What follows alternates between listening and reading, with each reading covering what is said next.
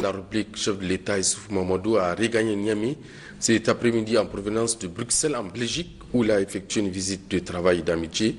À sa descente d'avion, il a été accueilli par le Premier ministre chef du gouvernement, Brigitte Raffini, avant d'être salué par les membres du gouvernement et le corps constitué.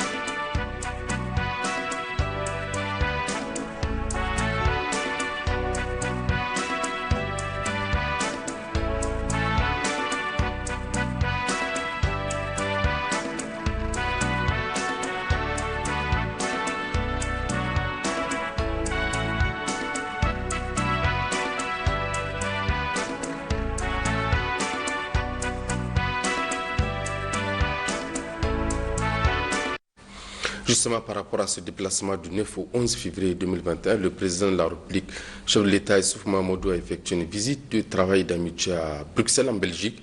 Le chef de l'État y a échangé avec les responsables du Conseil européen sur la coopération bilatérale entre le Niger et l'Union européenne. Envoyés spéciaux à Bruxelles, Askou Jibrilla et Moussa Yahya. C'est à l'aéroport national Execujet de Bruxelles qu'a atterri le Mont Greboun mardi en fin de journée. À son bord, le président de la République Issoufou Mahamadou. À sa descente d'avion, le président de la République a été accueilli par l'ambassadeur du Mali, coordonnateur pour l'Afrique de l'Ouest à l'Union européenne, l'ambassadeur du Niger auprès du Royaume de Belgique, chef de la mission de la République du Niger auprès de l'Union européenne, Idé Alassane, et le personnel de l'ambassade du Niger à Bruxelles. Dans la capitale belge, siège de l'Union européenne, le chef de l'État effectue une visite de travail et d'amitié sur invitation du président du Conseil européen Charles Michel. Au menu de cette visite du chef de l'État à Bruxelles, des rencontres et des réunions bilatérales avec le Conseil de l'Union européenne. C'est ainsi que la première rencontre a amené le président de la République Issoufou Mahamadou mercredi matin au service européen pour l'action extérieure avec le vice-président du Conseil européen, haut représentant de l'Union pour les affaires étrangères et la politique de sécurité Joseph Borrell Fontel. Ensuite, le chef de l'État, Issoufou Mahamadou, a rencontré la commissaire européenne aux partenariats internationaux, Mme Jutta Urpilainen. Après ces deux rencontres, le président de la République s'est rendu à la présidence du Conseil européen, où il est accueilli par le président du dit Conseil, Charles Michel. Entretien en tête-à-tête avant une réunion bilatérale Conseil européen-Niger en compagnie des membres du gouvernement, membres de la délégation. Au cours de ces trois entretiens, le président a eu à développer la coopération entre le Niger et l'Union européenne, coopération qui était axée sur un certain nombre d'axes.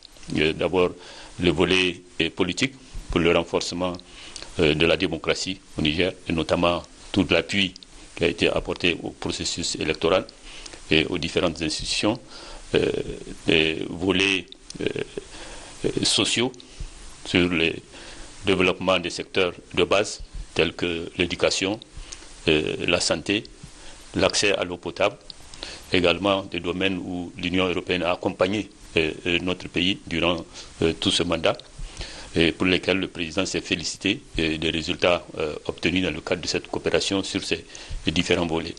Et les volets également qui concourent au développement d'une manière générale, notamment le développement économique, notamment en ce qui concerne un certain nombre d'infrastructures infrastructures routières, infrastructures énergétiques, où là également l'Union européenne a eu à accompagner le Niger dans la réalisation de certaines routes, dans la réalisation de certaines centrales, notamment électriques, dont la centrale mixte d'Agadez, et la future centrale solaire de 30 MW de Niamey.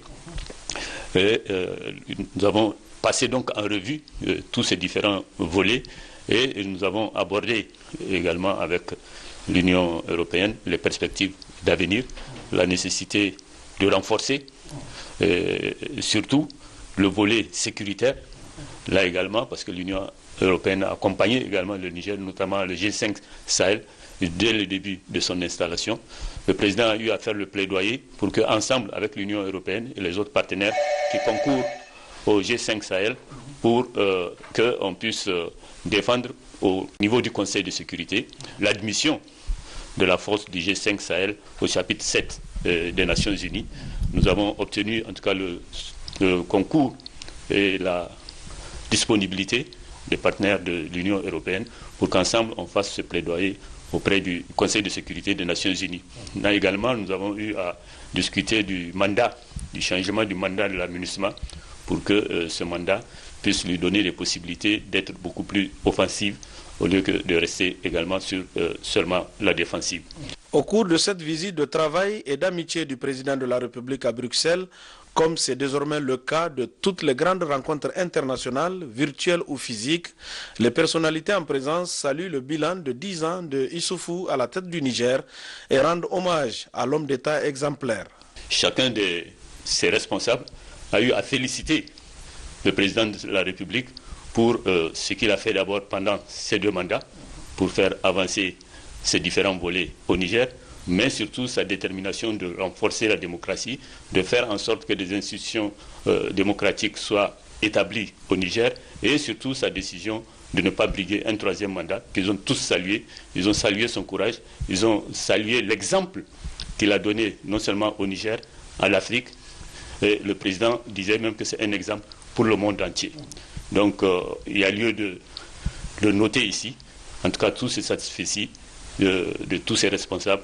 C'est important à noter et nous espérons que cet exemple fera des émules pour le renforcement de la démocratie donc, au Niger, mais également en Afrique. Le programme de la visite de travail et d'amitié du président de la République à Bruxelles s'est refermé sur un déjeuner à la présidence du Conseil européen. Le chef de l'État a regagné Niamey le jeudi.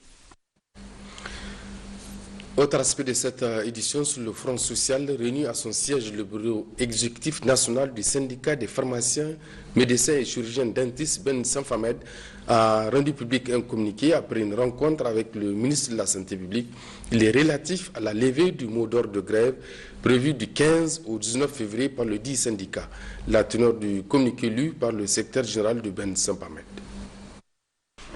Suite au dépôt du préavis de grève de 120 heures pour les 15, 16, 17, 18 et 19 février 2021 par le syndicat des pharmaciens, médecins et chirurgiens dentistes Sanfamed, une rencontre a eu lieu ce jeudi 11 février 2021 entre le Ben Sanfamed et le ministre de la Santé publique par intérim. Après analyse profonde de la situation des 300 médecins et pharmaciens sur leur mise en solde et conformément à l'engagement pris par le ministre de la Santé publique par intérim, le gouvernement a autorisé la mise en solde immédiate de tous les médecins et pharmaciens recrutés sans solde. Au vu de ce qui précède, le Ben Sanfamed décide de suspendre le mot d'ordre de grève prévu pour le 15, 16, 17, 18 et 19 février 2021. Et enfin, le Ben Sanfamed demande à tous ses militantes et surtout ses militants de rester mobilisés pour un éventuel mot d'ordre. Fait à Niamey le 11 février 2021 pour le Ben Sanfamed, le secrétaire général. Page politique de cette édition à présent, dans le cadre de la campagne des élections présidentielles du 21 février prochain, Agadez a réservé un accueil de grand jour au candidat Bazoum Mohamed, accompagné pour la circonstance des leaders de sa coalition. Un méga meeting a été organisé à cet effet. Les détails avec Al-Gabit Assadek et Bachar Harouna.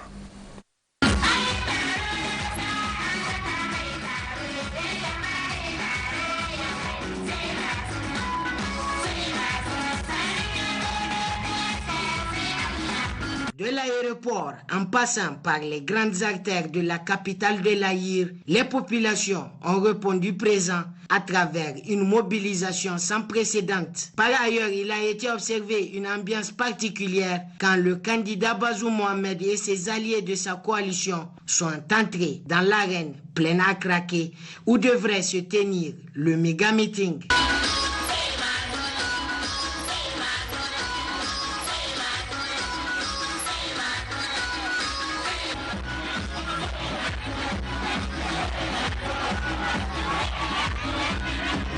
C'est ainsi que le président régional du PNDS Tareya d'Agadez a planté le décor en présentant les hôtes tout en les souhaitant la bienvenue. Seyni Omar, président du MNSD Nassara, leader de cette même coalition, a aussi tenu à apporter des précisions sur leur motivation, sans oublier de rendre un vibrant hommage au candidat Bazoum Mohamed relativement à ses qualités intrinsèques et de visionnaire dont l'ensemble des ténors de cette coalition soutiennent. Albadi Abouba, président du MPR Jamouria, galvanise à son tour l'assistance sur le fait que le combat semble être déjà gagné tout en apportant des précisions pour ne pas se laisser divertir par les intoxications ça et là pour se consacrer à porter leurs camarades à la présidence du Niger. De même qu'Alassane Intinikar de Akalkassa, pour qui soutenir le candidat Bazoum Mohamed dans cette quête du pouvoir demeure le choix le plus judicieux pour les populations.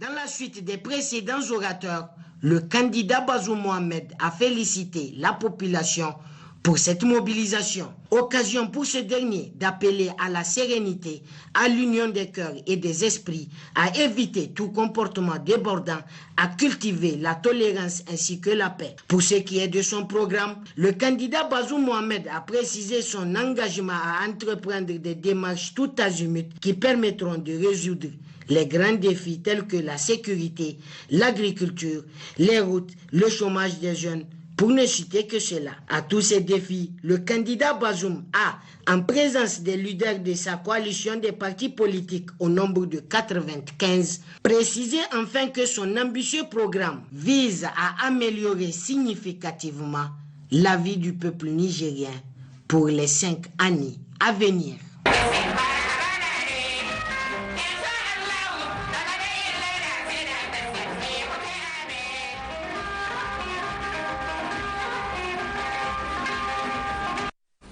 La coordination régionale de Tawa des jeunes de notre parti politique vient de rendre une déclaration publique à l'issue de laquelle elle soutient la candidature Bazoum Mohamed aux élections présidentielles, deuxième tour du 21 février prochain. Compte rendu Bachir Karim et Sanoussi Fadel. Après le meeting de ce mercredi 10 février 2021 organisé dans la ville de Tawa par le PNDS Tareya qui a mobilisé les militantes, militants et sympathisants du dit parti autour de la candidature de Bazoum Mohamed aux élections présidentielles du 21 février 2021 prochain, la coordination régionale des jeunes d'un autre parti politique vient de rendre aussi une déclaration publique dans laquelle elle affiche son soutien sans condition à la candidature de Bazoum Mohamed au titre du PNDS Tareya. Nous soutenons aujourd'hui solennellement les candidats du PNDS Tareya, M. Mohamed Bazoum, et demandons à tous nos militants et militantes et sympathisants de notre parti de la région de Tawa de consacrer leur temps au service du candidat du PNDS Tareya, M. Mohamed Bazoum, pour une victoire éclatante aux élections présidentielles du 21 février 2021, Inch'Allah. Le coordinateur régional de la jeunesse du parti en question fait cas par ailleurs des profondes motivations de leur alliance avec le PNDS Tareya. Enfin, cette déclaration minée par le slogan C'est Bazoum a été close par une photo de famille. Le comité interministériel de lutte contre la Covid-19 s'est réuni cet après-midi afin de faire la situation de la pandémie au Niger à la date du 10 février 2021. C'est le ministre de la Santé publique par intérim Ahmed Bouto qui a présidé les travaux en présence de plusieurs membres du gouvernement et des acteurs concernés par la question.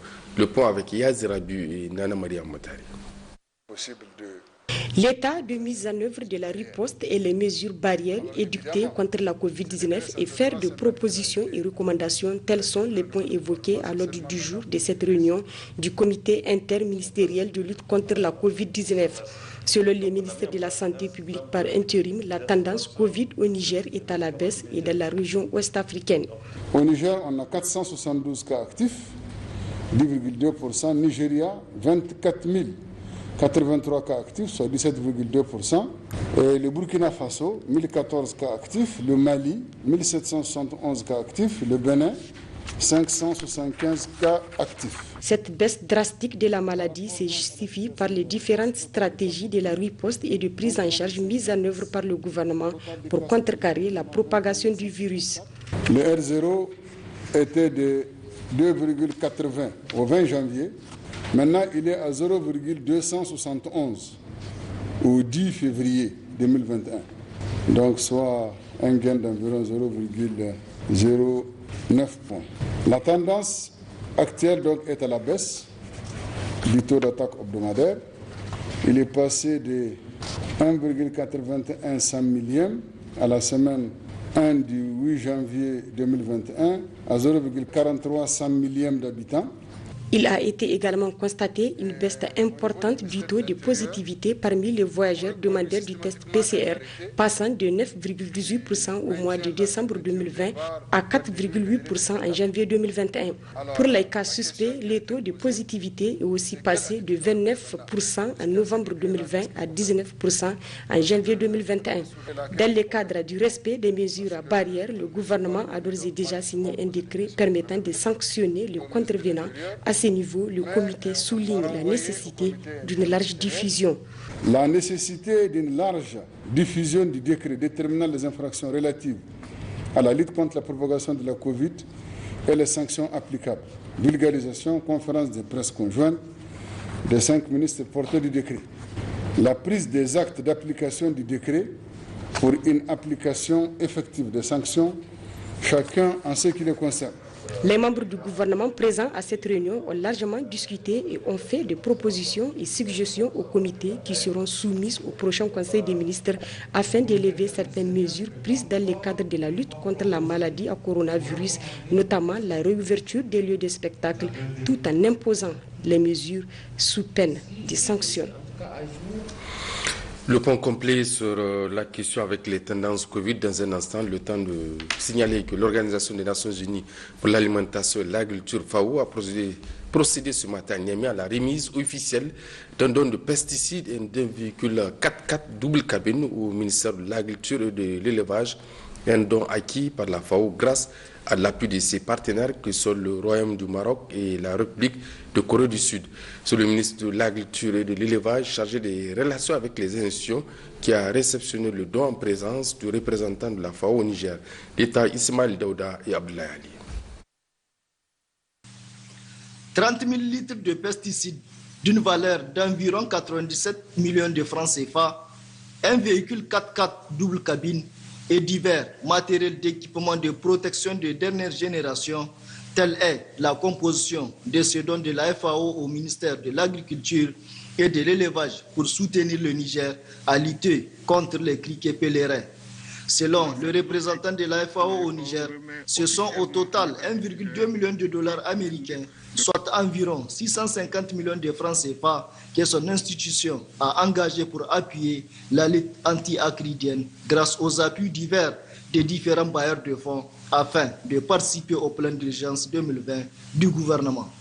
C'est dans cette logique que la FAO remet officiellement à l'État du Niger 30 000 litres de pesticides acquis grâce au Royaume du Maroc et un véhicule Toyota obtenu sur le financement de la République de Corée du Sud. J'ose espérer qu'avec cet appui, le Niger pourra faire face efficacement aux menaces d'attaques acridiennes, notamment celles des criquets pèlerins. En fonction de l'évolution d'une telle menace sur le pays, la FAO renforcera son appui pour aider le Niger à réussir son combat contre ce type d'ennemi des cultures.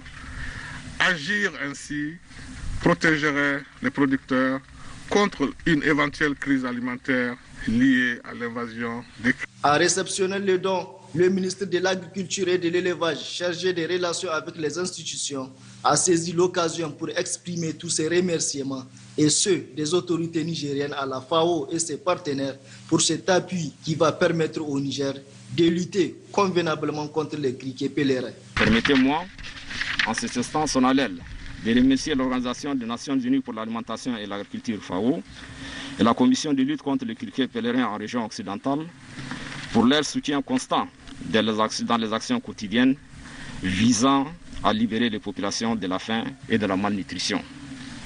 Qu'il me soit permis surtout de remercier le Royaume du Maroc pour ses dons en pesticides, le Royaume-Uni, la République de Corée du Sud pour son importante contribution et le projet d'appui à l'agriculture sensible au changement climatique pour son appui constant.